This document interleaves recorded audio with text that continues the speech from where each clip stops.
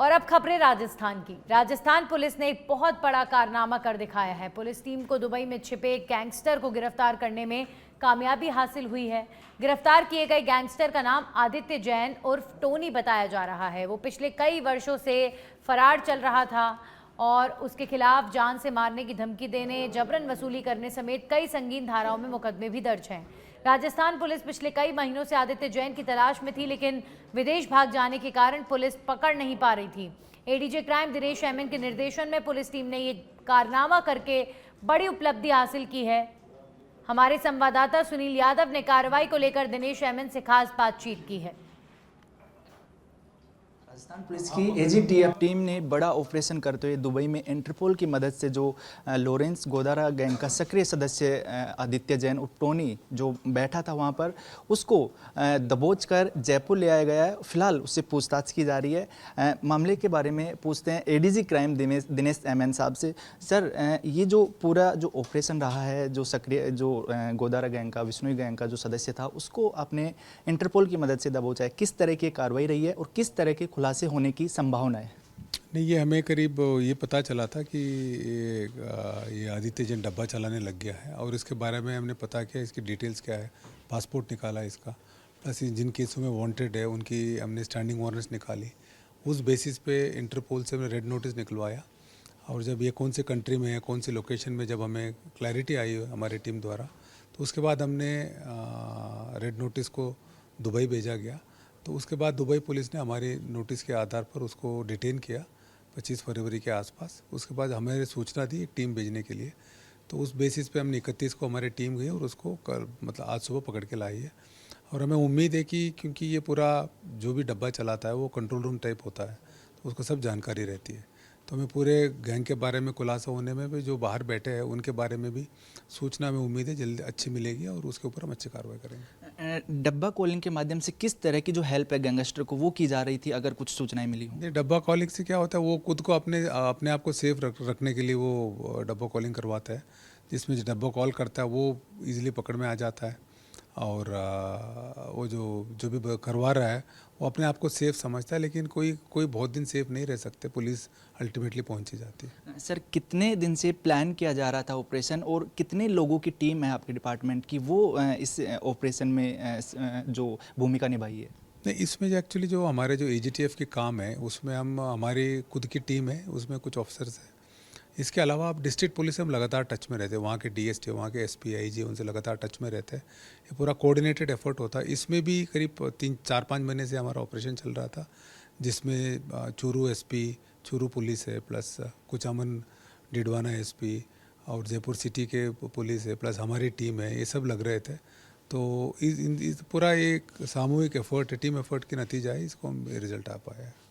तो सर, इस तरह की जो कार्रवाई ऑपरेशन से एक जो मनोबल है वो बढ़ता है, तो आगे भी इस तरह की जो ऑपरेशन से प्लान किए जा रहे हैं और जो बाहर बैठे बदमाश हैं खासतौर पर, उन पर किस तरह का जो फोकस है वो जो एजीटीएफ का क्राइम का ही रहने वाला है? नहीं, हमारा लगातार चलता रहता है ये, और लगातार चलता रहता है। कभी रिजल्ट मिलता है, कभी हम रिजल्ट नहीं मिलता है, लेकिन हमारे एफर्ट्स हमेशा चलते रहते हैं और हमें उम्मीद है जल्दी जितने भी बाहर बैठे उनको अरेस्ट करेंगे। वीडियो जर्नलिस्ट दिनेश मेहरा के साथ सुनील यादव, सच बेधड़क, जयपुर। वहीं जैसलमेर के भड़ियाणा से बड़ी खबर आ रही है। जोधपुर संभागीय आयुक्त प्रतिभा सिंह का भड़ियाणा दौरा, उपखंड कार्यालय और तहसील कार्यालय का निरीक्षण किया गया है। तहसीलदार सुनील विश्नोई की मौजूदगी में सभी शाखाओं का निरीक्षण किया गया। तो जोधपुर संभागीय आयुक्त प्रतिभा सिंह का भड़ियाणा दौरा और उपखंड कार्यालय, तहसील कार्यालय का उनके द्वारा निरीक्षण किया गया। इस दौरान संभागीय आयुक्त सभी शाखाओं में निरीक्षण करने के लिए पहुंचे।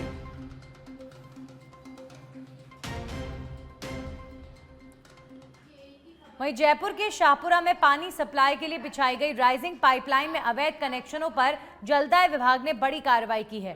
विभाग की टीम ने पुलिस जाब्ते के साथ मौके पर पहुंचकर जेसीबी से खुदाई कर 15 अवैध कनेक्शंस को काटा है। कुछ लोगों ने भूमिगत पाइपलाइन से अवैध रूप से कनेक्शन जोड़कर सिंचाई और अन्य कार्यों में पानी का उपयोग कर रहे थे। इससे मनोहरपुर और शाहपुरा में पानी की आपूर्ति प्रभावित हो रही थी। वहीं विभाग में आमजन से अपील की है कि अवैध रूप से पानी का उपयोग ना करें और किसी भी अनियमितता की सूचना तुरंत विभाग को दी जाए।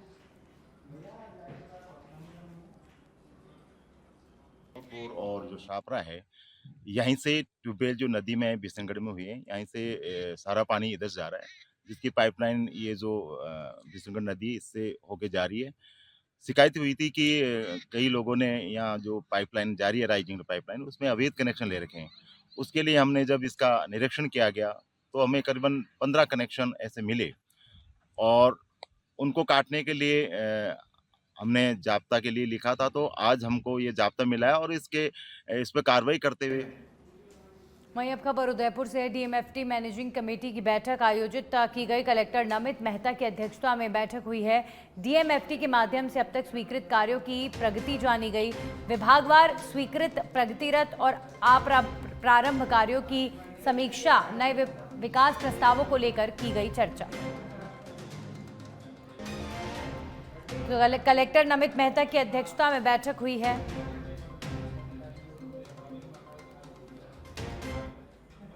राजस्थान की एंटी गैंगस्टर टास्क फोर्स ने दुबई से आदित्य जैन उर्फ टोनी को गिरफ्तार कर लिया है और ये शख्स लॉरेंस बिश्नोई और रोहित गोदारा गैंग का सक्रिय सदस्य है, जो गैंग के कंट्रोल रूम के रूप में काम करता था। टोनी पिछले सालों में गिरोह के तहत की गई जबरन वसूली, गोलीबारी और अन्य अपराधों के कई मामलों में वांछित अपराधी था। वहीं इस पूरे मामले को लेकर एडीजी दिनेश एमएन ने प्रेस वार्ता भी की।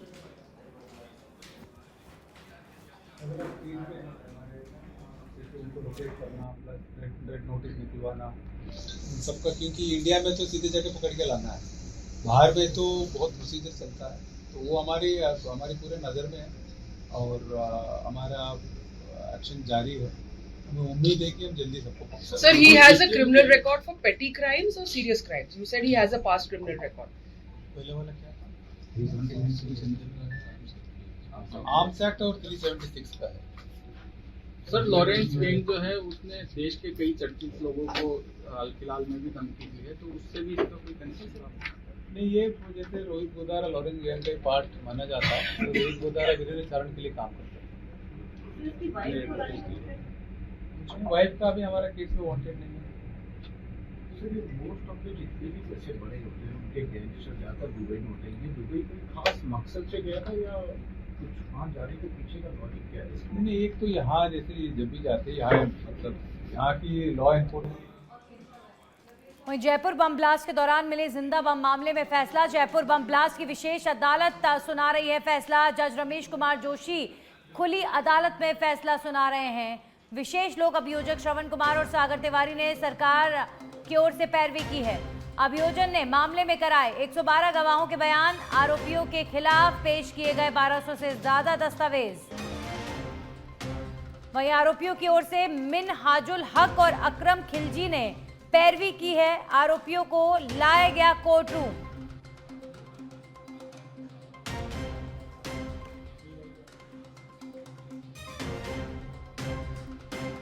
इस खबर पर हमारे सहयोगी निजाम कंटालिया जुड़ गए हैं। निजाम, बेहद महत्वपूर्ण हियरिंग कोर्ट में इस वक्त चल रही है, क्या अपडेट इस खबर को लेकर?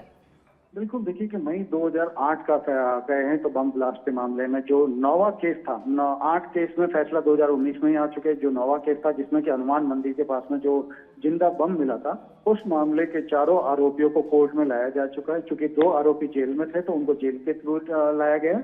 वहीं 2 आरोपी चूंकि बेल पे हैं वो सीधे पेश हो रहे हैं। चारों आरोपी को आज फैसला सुनाया जाएगा इस मामले में, जिंदा बम मामले में। देखिए इसमें 3 तरह की धाराएं, आईपीसी की धाराएं हैं, इसके साथ ही यूएपी की धाराएं लगी हुई है। इसमें 13 हैं, 16A है और 18 लगी हुई है यूएपी की धाराएं। उसके साथ ही विस्फोटक पदार्थ अधिनियम जो निवारण अधिनियम है उसकी भी धाराएं जो है इसमें लगी हुई है। अगर इन सभी की धाराओं में जो यूएपी की धाराएं हैं वो फांसी की सजा तक का प्रावधान करती है और अगर इसमें अगर कहें तो न्यूनतम से न्यूनतम जो है करीब 5 साल की सजा का प्रावधान करती है। फिलहाल जो जज हैं रमेश कुमार जोशी जी वो कोर्ट में पहुंच चुके हैं। इसके साथ ही जो चारों आरोपी हैं, दोनों आरोपी जिनको जेल से लाया जाना था, करीब तक के बीच में लाया जा चुका है। पूरे कोर्ट परिसर को पुलिस जवानों के द्वारा जो है जाब्ते के साथ तैनात किया गया है, पूरी तरह से घेर रखा गया है। इसके साथ कुछ ही देर में जो है अब ये फैसला जब हमारे सामने आएगा। फिलहाल मीडिया को जो है कोर्ट से दूर रखा गया है, कोर्ट में प्रवेश नहीं किया गया है, लेकिन कोर्ट परिसर में मीडिया मौजूद रह सकती है। इस मामले में साथ ही जो सरकारी अधिवक्ता है दोनों ही विशिष्ट लोक अभियोजक यहाँ पे पहुंच चुके हैं। इसके साथ ही जो आरोपियों के अधिवक्ता है मिनाजुल हक, वो भी यहाँ पहुंच चुके हैं। तो कुछ ही देर में जो है फैसला सामने आ सकता है कि क्या वो दोषी घोषित करते हैं या कोर्ट जो है इन चारों को क्या बरी घोषित करता है या दोषी घोषित करता है। वो सामने आने के बाद चलिए, लगातार नजर बनाए रखिए, आपसे अपडेट जरूर लेंगे इस खबर पर। शुक्रिया आपका तमाम जानकारियों के लिए। तो अभी फिलहाल कोर्ट में सुनवाई चल रही है और किसी भी वक्त हनुमान मंदिर के सामने मिले जिंदा बम को लेकर मामला 2008 जयपुर बम ब्लास्ट और इस प्रकरण को लेकर डिसीजन जल्दी कोर्ट का सबके सामने आ सकता है। नेता सचिन पायलट ने पूर्व केंद्रीय मंत्री स्वर्गीय राजेश पायलट की मूर्ति का अनावरण किया। मूर्ति अनावरण के बाद कांग्रेस नेता सचिन पायलट किसान सम्मेलन को संबोधित करने पहुंचे। किसान सम्मेलन में महिलाएं भी शामिल हुईं। वहीं मूर्ति अनावरण के दौरान सांसद मुरारी लाल मीणा, दौसा विधायक दीनदयाल बैरवा, पूर्व मंत्री ममता भूपेश समेत अनेक नेता मौजूद रहे।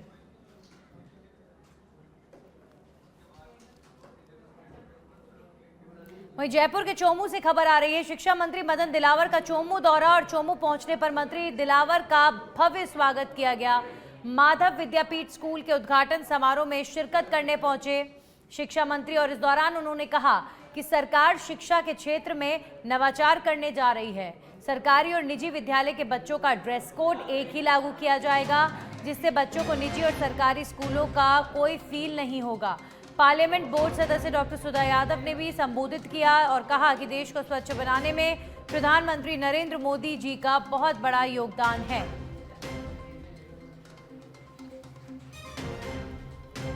वहीं जयपुर के जमवा रामगढ़ से खबर है। आंधी की ग्राम पंचायतों को नव प्रस्तावित मेड़ कुंडला पास में जोड़ने का मामला विधायक महेंद्र पाल मीणा से मिले सरपंच और ग्रामीणों ने अपनी बात रखी है।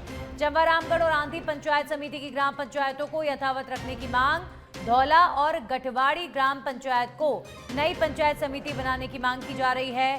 सरपंच और ग्रामीणों ने एसडीएम ललित मीणा को ज्ञापन भी सौंपा है। ग्राम पंचायतों को जोड़ने का मामला और इस मामले में अब ग्रामीण ज्ञापन देने पहुंचे।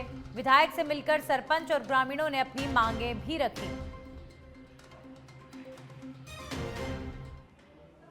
अजीतगढ़ के लोहिया चुड़ला के आईटीबीपी जवान की शहादत का मामला। रतनलाल गुर्जर की पार्थिव देह पंचतत्व में विलीन। शहीद के 5 वर्षीय पुत्र यश ने उन्हें मुखाग्नि दी है। पूर्व अधिकारियों और जनप्रतिनिधियों ने पुष्प चक्र अर्पित कर नमन किया। आईटीबीपी और पुलिस जवानों ने फायर कर गार्ड ऑफ ऑनर भी दिया। हजारों लोगों ने नम आंखों से दी गांव के लाडले को अंतिम विदाई।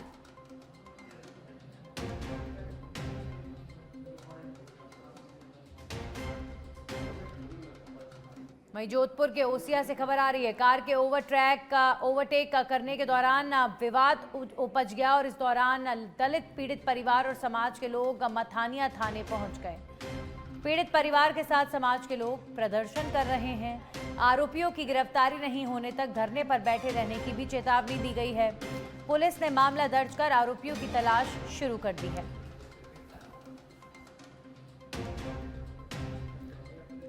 तो जोधपुर के ओसिया में कार को ओवरटेक करने के मामले को लेकर विवाद उपज गया और विवाद इतना बढ़ गया कि समाज तक पहुंच गया। पीड़ित परिवार के साथ समाज के लोग थाने के सामने विरोध प्रदर्शन करते नजर आए। कई बार जो मुद्दे होते हैं वो बहुत ज्यादा बड़े नहीं होते, लेकिन जो झगड़े होते हैं वो इतने ज्यादा बढ़ जाते हैं कि फिर काबू में सिचुएशन मुश्किल से आती है। वहीं बांसवाड़ा जिले में कानून व्यवस्था की प्रभावी व्यवस्था बनाए रखने और अपराध नियंत्रण और जनता के बीच विश्वास स्थापित करने में उत्कृष्ट कार्य करने वाली बांसवाड़ा पुलिस को सम्मानित किया गया है। पुलिस लाइन के शौर्य सदन में उदयपुर रेंज के आईजी राजेश मीणा के द्वारा सम्मानित किया गया, जिस पर आईजी ने मौजूदा जिले के सभी पुलिस अधिकारियों के साथ गोष्ठी की और बांसवाड़ा पुलिस ने पिछले कुछ महीनों में कई अहम मामलों का खुलासा करते हुए अपराधियों को सलाखों के पीछे पहुंचाया है और लगातार अपराधियों की धरपकड़ भी जारी है। तो बांसवाड़ा पुलिस को ये सम्मान उनके सतर्कता, दक्षता और टीम वर्क के लिए प्रदान किया गया है। हाल ही में एक बड़ा जघन्य हत्याकांड हो गया था, इसको लेकर के भय हो गया था, लोग काफ़ी उत्पीड़ित थे। जिसमें हमारी जो जिला पुलिस टीम है, एसपी साहब के नेतृत्व में बहुत ही मेहनत से, लगन से और प्रोफेशनल तरीके से कार्य किया और उसको बहुत ही अल्प समय में वर्कआउट किया। पकड़े गए, वारदात खुल गई, इसको लेकर के लोगों ने राहत की सांस ली और उनके इसी प्रशंसनीय कार्य को देखते हुए लोगों को सम्मानित किया गया। इसके अतिरिक्त और अब खबर जयपुर से है, जहां पर सूचना सहायक भर्ती से संबंधित अभ्यर्थी राजस्थान कर्मचारी चयन बोर्ड पहुंचे। आगामी 7 तारीख को कोर्ट में भर्ती को लेकर सुनवाई होनी है। इससे पहले अर्ली हियरिंग कोर्ट में न्यायिक बाधा हट सके, इसे लेकर राजस्थान कर्मचारी चयन बोर्ड के अध्यक्ष मेजर जनरल आलोक राज के आगे अपनी बात रखी है।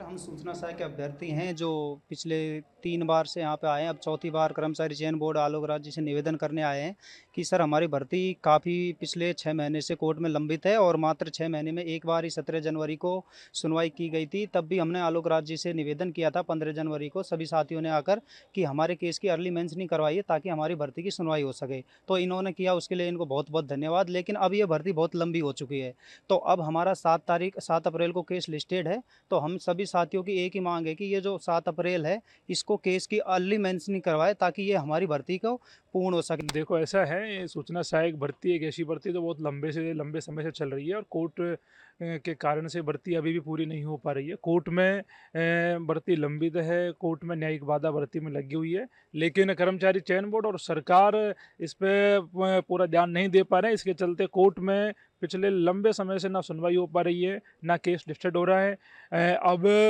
आज बोर्ड इसलिए आए हैं ये सभी युवा साथी, 7 तारीख को केस लिस्टेड है, लेकिन जो आइटम नंबर है वो 280 है, जो बहुत पीछे है।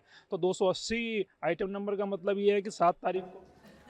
चित्तौड़गढ़ के निम्बाहेड़ा में कोतवाली पुलिस ने कसाई मोहल्ला क्षेत्र में छापा मारकर बड़ी कार्रवाई को अंजाम दिया है। पुलिस ने घोड़ीदाना पर दांव लगाकर जुआ खेल रहे 22 लोगों को गिरफ्तार किया।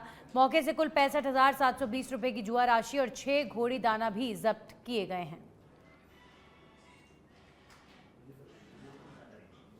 वहीं अब खबर करौली के हिंडौन सिटी से है। ट्रेन के ब्रेक ब्लॉक में लगी आग, अचानक आग लगने से मची अफरा तफरी। खड़ी हुई ट्रेन से कूदकर यात्रियों ने अपनी जान बचाई है। आधे घंटे तक श्री महावीर स्टेशन के समीप खड़ी रही ट्रेन। दिल्ली मुंबई ट्रैक पर ओखा बनारस एक्सप्रेस ट्रेन का मामला बताया जा रहा है।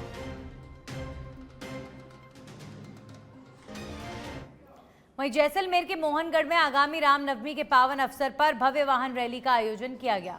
ये रैली शहीद राजेंद्र सिंह स्मारक स्थल से शुरू हुई और पूरे उत्साह के साथ विभिन्न हिस्सों में भ्रमण करते हुए पुनः स्मारक स्थल पर समाप्त हो गई। वहीं प्रशासन की सतर्कता और आयोजकों के समन्वय से ये कार्यक्रम पूरी तरह शांतिपूर्ण तरीके से सफल रहा।